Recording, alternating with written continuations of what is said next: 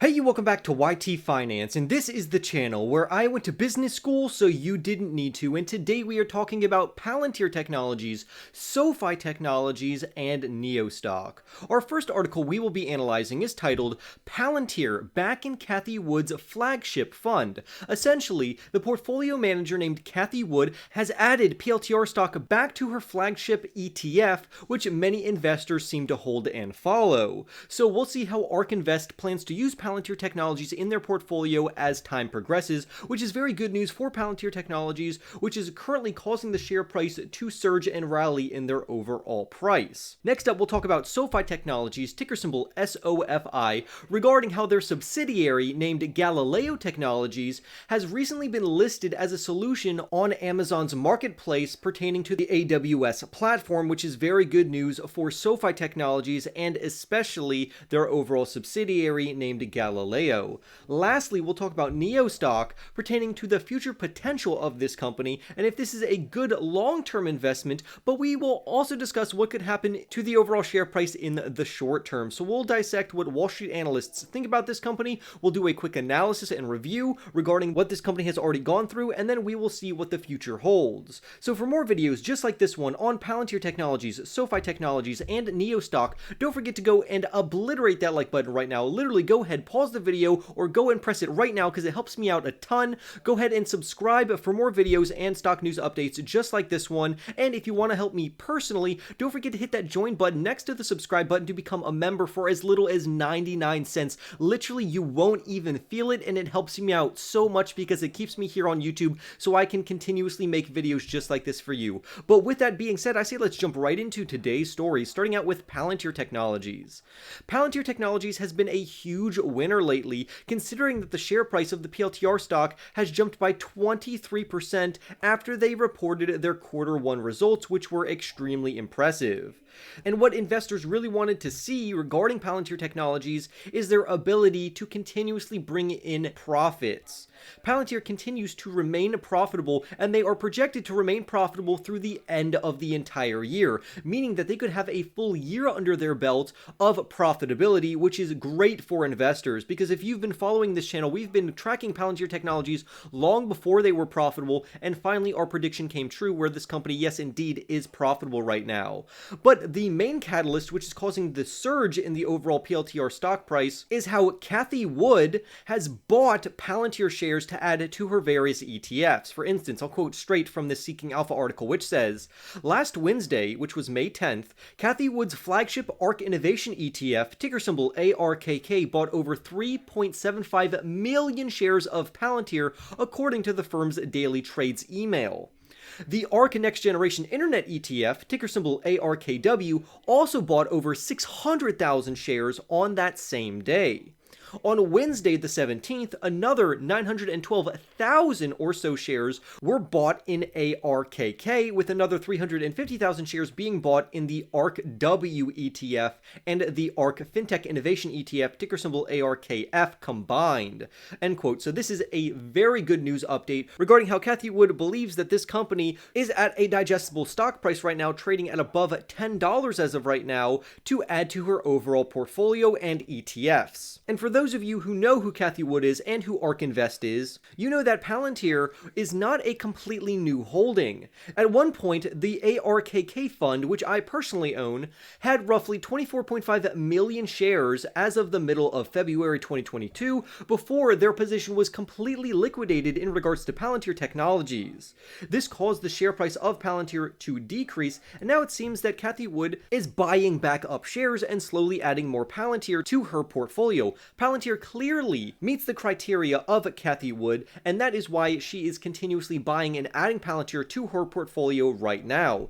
Palantir is a big data and analytics company, and Cathie Wood believes they are the future of big data and analytics. On top of this, the company's revenues are expected to rise between 16% to 21% from now over the next 3 years. Now, there are some more bullish investors who believe the company will gain between 20% to 30% regarding a revenue compounding annual growth rate, or CAGR, from now over the next 5 years, but I think those particular analysts are overhyping this company.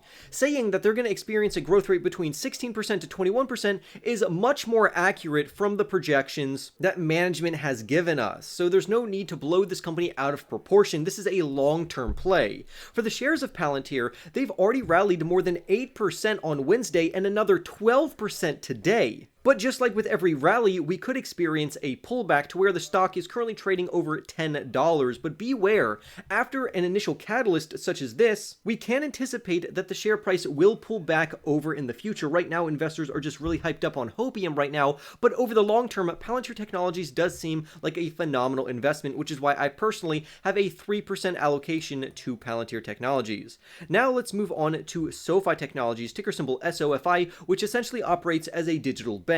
I personally have a 4% exposure to Sofi Technologies, and I plan to increase that to a 5% total portfolio allocation as an initial investment if the company becomes any cheaper. And recently we've had really good news for Sofi Technologies pertaining to their subsidiary named Galileo Financial Technologies, which has actually pushed the overall SOFI share price up. Galileo was founded back in 2000, and they essentially operate as a financial services subsidiary for Sofi Technologies. And Galileo specifically allows their clients to create differentiated financial solutions.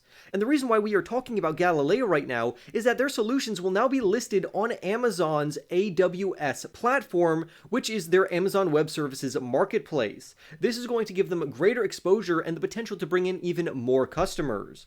So for Galileo, this represents a major step forward, which could not only increase the amount of revenue that Sofi could bring in through Galileo, but also increase the overall Sofi share price. Shares seem to have found some stability lately, especially after some more negative news that we have talked about in the last 3 videos. But Sofi's current trajectory does look positive to where many experts believe there's nowhere left to go for the stock except upwards. But like we said earlier, after shares initially increased and surged due to this positive news updates, we can anticipate a pullback later in the overall share price, so make sure not to get too scared over that.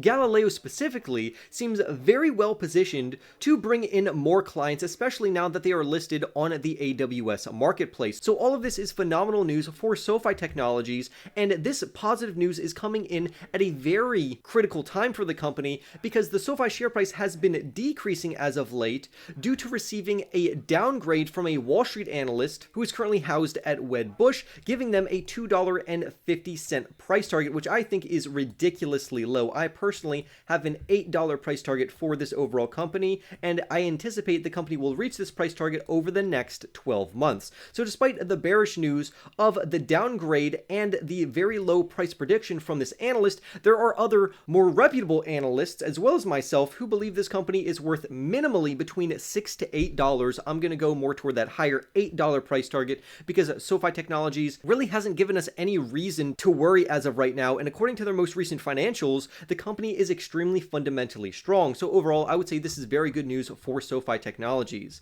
Lastly, let's round out everything talking about NIO stock, and NIO is an electric vehicle company located over in China.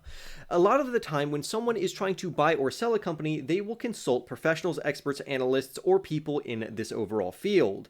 And that's why we're going to discuss what Wall Street thinks about this overall company. NIO, ticker symbol NIO, is a very innovative electric vehicle company, and I've been reporting on this company for quite a while, but what a lot of people don't understand about this company is that they are not supposed to show their true value until 2026. That is the current prediction for the company when they eventually become profitable. Now, why I think buying early into this company could be a good idea, as long as you keep yourself under a portfolio allocation or at least an initial allocation of 5%, the company is set to boom during the third quarter of 2023. Let me say that again. The third quarter of 2023 is when this company will really start to boom in their overall share price, but in the meantime, they are trading at a very cheap valuation. According to Wall Street professionals, they have an ABR rating, also known as an average brokerage recommendation, of 1.94.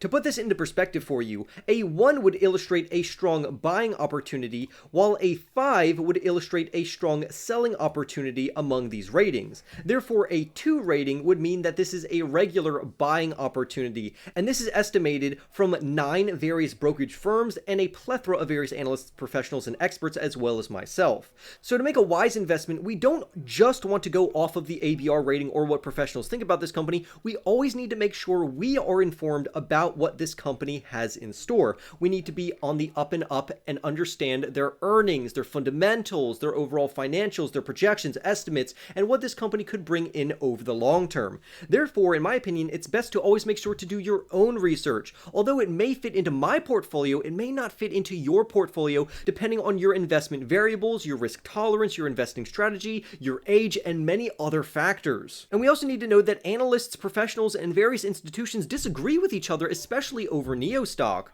For instance, Zacks Rank has a proprietary ranking system which also ranks companies between 1 and 5, where 1 is a strong buy rating and 5 is a strong sell rating, very reminiscent of the ABR rating that we looked at earlier. However, in this case, Zacks Ranks actually believes that this is a selling opportunity due to short-term impacts of the overall company. The reason why Zacks believes this is because they are looking at this company from a short-term perspective over the next 12 months.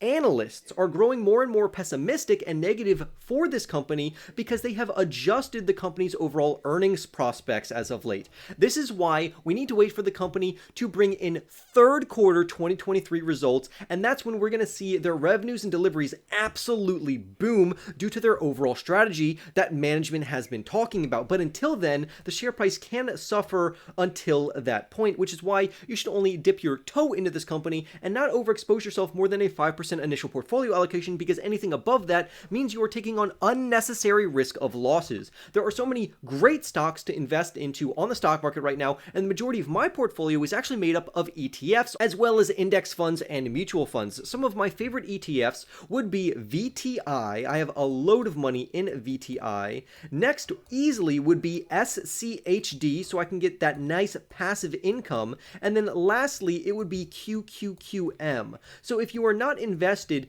into these ETFs that I have said, these are your very long-term wealth builders, while the companies that I'm talking about in this video are more speculative, single, risky stocks that may or may not work out, but I'm just giving you the latest information on these overall companies because that's what you want to hear. So for more videos just like this one, don't forget to go and annihilate that like button right now. Don't forget to always make sure to do your own research, subscribe if you are new, and don't forget to become a member if you want to support me personally, because that's what keeps me here on YouTube. I love all of my members and subscribers. You all are the best, and literally I make these videos exactly for you. Don't forget to comment your thoughts down below. I respond, or at least try to respond to every comment, and I will see you in the next YT video.